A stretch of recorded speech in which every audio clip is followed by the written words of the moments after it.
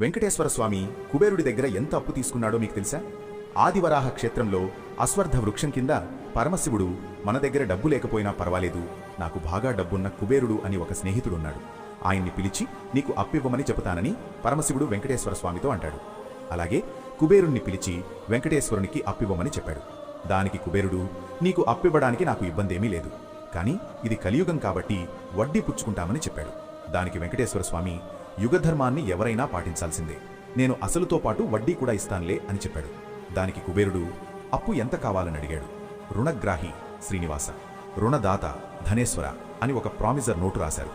హేవిలామి నామ సంవత్సరే చైత్ర శుద్ధ దశమి ఫలానా వారం నాడు అశ్వర్థ వృక్షం కింద నిలబడి 14 లక్షల రామచంద్రమూర్తి ముద్రాలు కలిగిన బంగారు కాసులను ప్రతి 100 కాసులకి 1 కాసు వడ్డీ ఇచ్చేటట్లు, యుగాంతం నాడు అసలు ఇచ్చేటట్లు ఒక అగ్రిమెంట్ రాసిచ్చి డబ్బివ్వమని అడిగారు.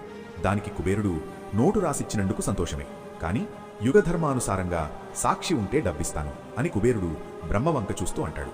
అప్పుడు బ్రహ్మదేవుడు, నేను సాక్షి సంతకం చేస్తాను అని చెప్పాడు. దానికి మళ్లీ కుబేరుడు, ఒంటరి సాక్ష్యం ఒకే కొడుకు, ఉన్నా ఉండకపోయినా ఒకటే, మీరేమీ అనుకోకపోతే ఇంకొక సాక్షి సంతకం కావాలని కుబేరుడు అన్నాడు. అందుకు రెండో సాక్షిగా పరమశివుడు సంతకం పెట్టాడు. అయినా కూడా కుబేరుడు, ముగ్గురు సంతకం పెట్టుంటే ఎంత బాగున్ను అని అన్నాడు. మూడో సాక్షి ఎవరా అని తలపైకెత్తి చూస్తే అశ్వర్థ వృక్షం కనబడింది. ఆ వృక్షం మూడో సాక్షిగా సంతకం పెట్టింది.